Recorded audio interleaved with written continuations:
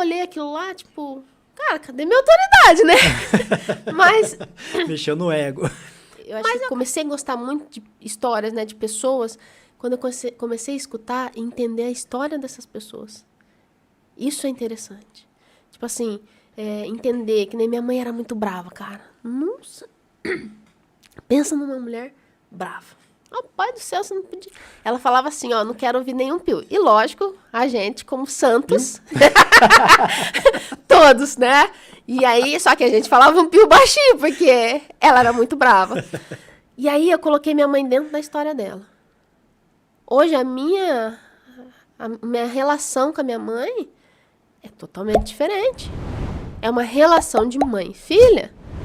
A gente conversa sobre tudo. Se eu precisar falar qualquer coisa pra minha mãe, hoje eu sei que eu posso falar. Há alguns anos atrás, mas nunca, não chegava nem perto. Falava, se eu falar isso, cara, é capaz dela me dar um pé do ouvido. Então, isso é muito ruim. Porque hoje, os filhos não entendem os pais.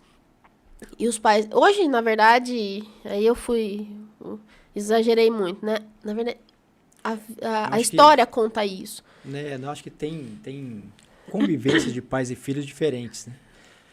Eu não tinha uma convivência assim... Sempre tive uma boa convivência com meu pai, mas não tinha essa convivência mais de proximidade com ele. Essa intimidade, né? Intimidade, isso. Não tinha intimidade com ele.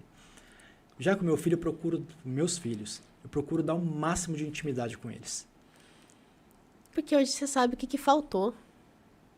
Só que assim, se você pode até falar pra mim agora assim, Mônica, não foi tão difícil. Mas se você voltar... Quantos anos tem o mais velho?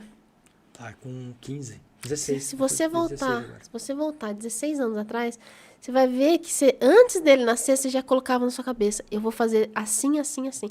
Então, foi uma habilidade que você foi adquirindo, porque você não tinha isso.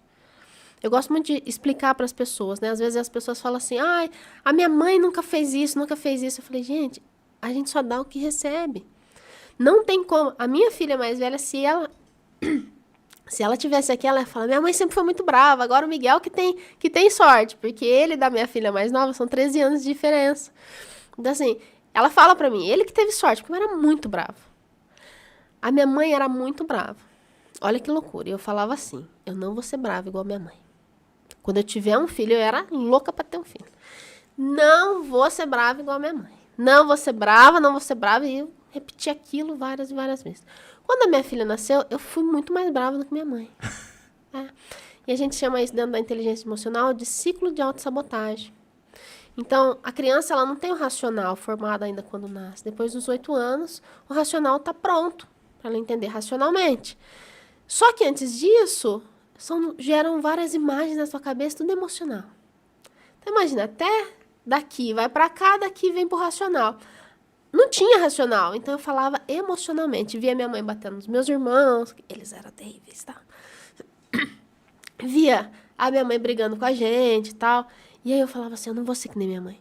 Só que quando eu tive os meus filhos e eles foram crescendo, qualquer arte que eles faziam, lenha, ou ficava de castigo. Então assim, chegou um dia que uma professora, quando eu fiz o técnico de administração, ela falou assim pra mim, não foi a professora, foi a psicóloga lá da escola. Ela falou assim pra mim, Mônica, vamos conversar um pouquinho. Eu preciso te entender. Eu parecia uma pipoca lá dentro. Todo lugar que eu ia era aquela... Todo mundo na escola com uma semana tava me conhecendo já. Quem não conhecia falava, mas quem que é essa? E conheci. Cara, eu conhecia todo mundo na escola. Era muito legal. Muito. Influente 100%. Eu tava influente 100% naquela época. Só que era muita dor também. Era muita dor emocional. E aí essa psicóloga chegou em mim e nunca tinha conversado com uma psicóloga assim, daquele jeito. E eu acho que depois dela também nunca mais daquele jeito, com aquela... Como fala? Com aquela intenção, sabe? Com aquela intencionalidade, com aquela vontade. E aí ela falou assim pra mim, como que você faz? Eu falei, como assim? Como você faz pra pular o dia inteiro e ainda cuidar dos seus filhos quando você chega e trabalhar no outro dia e todo dia, a semana inteira? Porque é a semana inteira que você tá assim, né? E aí eu fiquei pensando, falei, como que eu faço? Não sei como que eu faço. E aí ela começou a aprofundar um pouco o assunto. Como era a tua infância? E aí ela puxou pra um lado meio... Naquele dia eu saí triste da escola.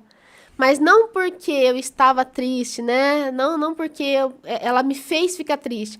Porque ela mexeu na ferida, que estava fazendo com que eu não fosse eu de verdade. E precisava, né? Precisava. Foi daquele momento em diante que eu comecei a pensar mais no meu estado emocional. Então, dali, tipo assim, aí eu vim estudar um pouquinho depois sobre isso, mas eu comecei já a pesquisar um pouquinho mais, entender um pouquinho mais, que ela falou assim pra mim, você já parou pra pensar que você é mais sua mãe do que seu pai? Como era seu pai? Eu falei, meu pai era um anjo na terra pra nós, tá? Pros filhos. Mas assim, vamos deixar em off essa parte que ele já morreu. Beijo, pai. E aí, ela falou assim, por que então você não é mais seu pai do que sua mãe? Eu falei pra ela, não sei. Ela falou assim, tenta ser mais seu pai do que sua mãe. Eu falei assim, pra quê? Sabe, aquele jeito ríspido e tal. Uhum. Porque enquanto eu estava no meio dos amigos, eu tava lá pulando, meio que agradando todo mundo e tal. E algumas vezes nem era pra estar daquele jeito. Nem queria estar daquele jeito, mas por que eu vou deixar as pessoas tristes se eu tô triste? Não preciso fazer isso. Isso era inconsciente. E aí, daquele dia em diante, ela me pôs uma pulga atrás da orelha. E eu falei, por que eu não posso ser mais meu pai do que minha mãe? E aí, meu esposo falou assim pra mim um dia, ele falou assim, por que você não deixa essas crianças brincar? A gente foi na praça comer lanche e tal, e eu falei pras crianças, senta aqui, fiz que nem minha mãe, senta aqui e come o lanche. Aí eles, mãe, a gente queria correr, né, tal, e eles nem falavam direito, tipo, não saía voz nas crianças, com medo. E aí, eu não lembro se foi naquele dia que ele falou, vai molecada, vai brincar. E aí eu olhei aquilo lá, tipo, cara, cadê minha autoridade, né? Mas Mexeu no ego. Mas eu acabei deixando, eu não lembro se foi nessa primeira vez ou se foi depois, mas eu acabei deixando porque eu comecei a perceber que realmente eles precisavam ser crianças, por mais que eles já estavam um pouquinho grandes. E aquilo mexeu muito comigo, quando essa psicóloga fez essa pergunta pra mim. Por que você não fica, não tenta ser mais seu pai? E com os filhos, viu? Não era com os outros, não. Porque os outros eu tentava ajudar tanto, e esse é um dos problemas maiores da sociedade. Tentar ajudar os de fora e esquecer os que estão dentro de casa. É verdade. E aí, esses dias, lá na clínica mesmo, as meninas falaram assim, uma delas falou assim, tem igreja que não ajuda todo mundo, ajuda só os irmãos que são da mesma igreja e não ajuda os outros. Cara, aquela pergunta ficou na minha cabeça, acredita? E eu fiquei encafifada, falei, peraí, é verdade, né? Por que não ajuda?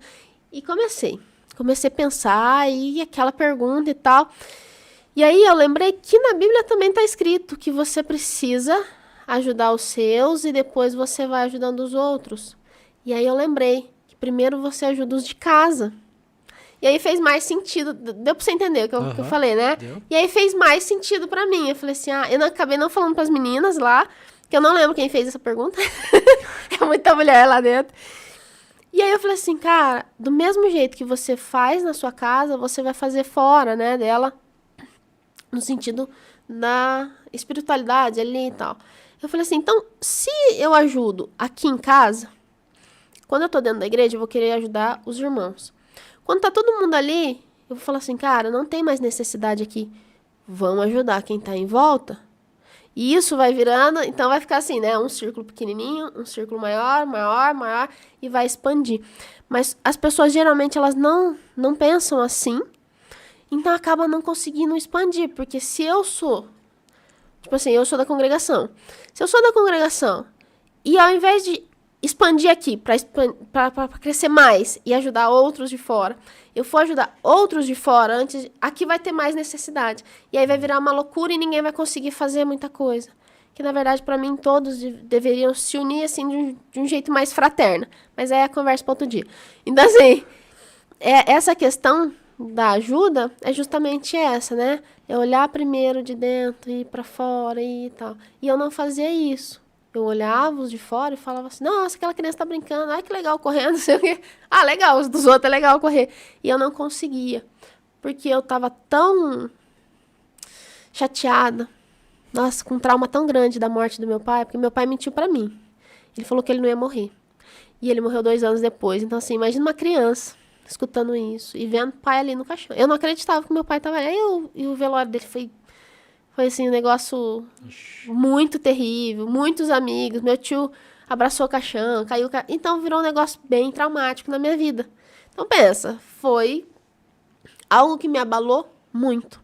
Imagina uma pessoa que não gosta de um assovio e uma outra que não gosta de pensar na família porque a família dela foi totalmente desestabilizada e quer ter uma família. Então, assim, é um negócio muito louco. Você precisa entender dentro da sua cabeça como funciona. E eu entendi isso dentro da inteligência emocional. E aí acabou, né? Foi um negócio que deu aquele alívio.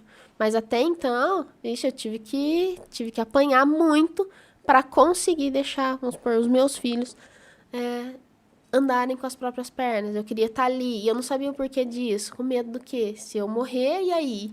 Só que eu falava isso pra eles. Ó, gente, quem tá assistindo tem filho pequeno, por favor, se for ensinar sobre a morte, que é bom ensinar, ensine com carinho, tá? Não precisa ser tão agressivo assim, a criança não precisa disso. Eu falava assim, ó, aprende a fazer isso, porque um dia eu vou morrer. Eu não vou viver pra semente. Eu falava desse jeito.